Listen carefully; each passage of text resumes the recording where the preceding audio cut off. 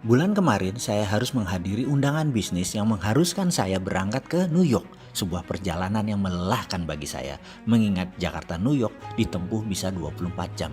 Dan saya malas membayangkan duduk dalam pesawat selama 24 jam tersebut.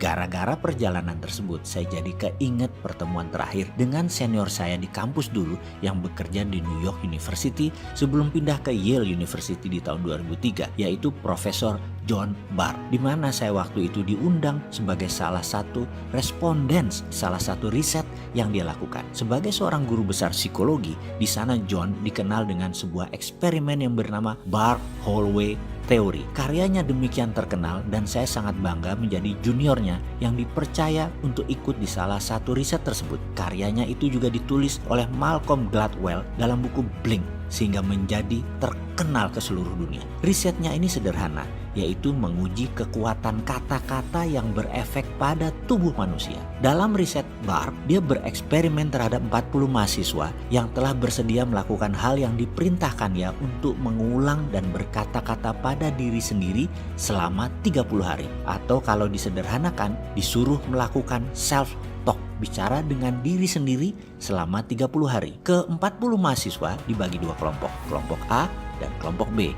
Kelompok A adalah kelompok yang selama 30 hari selalu bangun dan aktif setiap saat harus berkata pada diri sendiri hal-hal yang baik, yang positif, yang menyenangkan. Misalnya, hidup ini indah, hidup ini enak, cuaca menyenangkan, rezeki lancar, selalu sehat, Tuhan baik, pemerintah benar, kerja gampang, sehat, lucu, asik, apapun kata-katanya yang berkonotasi fun, positif, diucapkan berulang-ulang dalam hati selama 30 hari selama sadar. Kelompok B setiap hari mengatakan hal-hal yang negatif, yang sulit, yang tidak menyenangkan. Misalnya, Tuhan jahat, memang nasib susah, kerjaan sulit, zaman gila, pemerintah korup, bangsa bejat, sialan, brengsek, cari kerja susah, jalan macet, sampah di mana-mana, pemimpin tolol, malas, semua hal yang memberi kesan marah, bete, galau, semua dikatakan berulang-ulang selama 30 hari selama sadar, kecuali tidur. Di hari ke-30, mereka diperintahkan untuk datang ke kampus antara jam 10 sampai jam 13.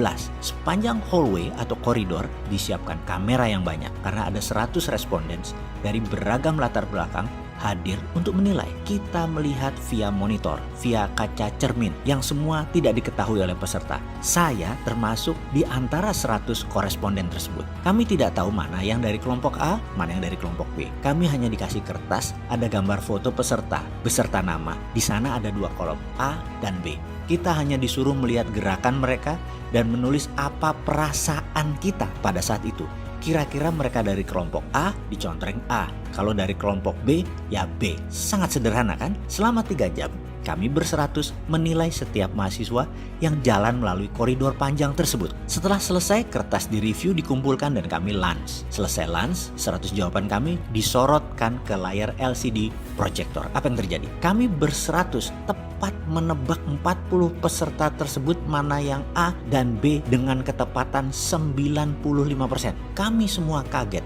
Namun kalau dipikir-pikir, ekspresi atau aura atau citra diri mereka demikian jelas terbaca, cetok. Kekumuhan pancaran wajah peserta demikian jelas tergambar. Padahal ia pada saat itu menggunakan 3-piece suit yang rapih, jas 3 lapis, sangat perlente. Kesuraman terpancar walaupun dia pakaian rapih. Dan dia dari kelompok B. Di sisi lain, pancaran gloomy atau berkilau wajahnya berbinar dari salah seorang peserta walau dia hanya mengenakan jeans dan kaos oblong. Demikian jelas terlihat sehingga mudah mengkonfirm bahwa dia dari kelompok A.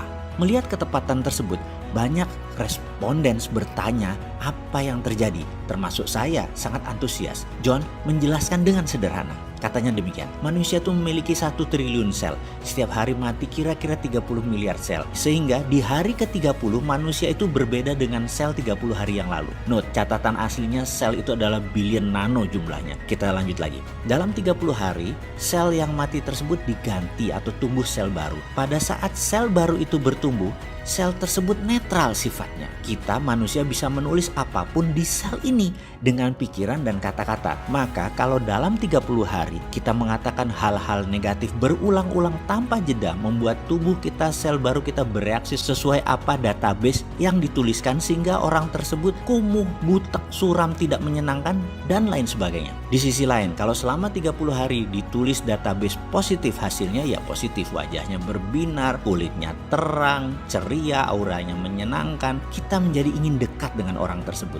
Demikian John menceritakan versi simpelnya. Lalu dalam hati saya berkata, inilah pelajaran yang saya dapat di Australia dulu, yang saya rangkum dalam video Sadar Kaya Advance. Dan inilah inti ajaran agama yang mengajarkan ini dalam agama saya, agama Islam. Berzikir, mengingat Tuhan, bahkan di bulan Ramadan. Kalau benar-benar 30 hari melakukan subconscious reprogramming seperti ini, semua orang bisa menjadi fitri, menjadi manusia baru setelahnya. Dan setiap agama punya pelajaran tentang hal ini. Bahkan di Islam lebih jelas lagi. Namun saya selaku pribadi nggak ngerti sainsnya sampai John Barth mengurai dari sisi ilmu pengetahuan seperti ini. Ya, dasar manusia seperti saya yang memang keminter, sok pinter. Apa-apa harus logika masuk dulu baru percaya. Padahal mbok percaya aja sama ajaran para nabi dan kekasih Allah. Selesai semua masalah negatif di dunia ini.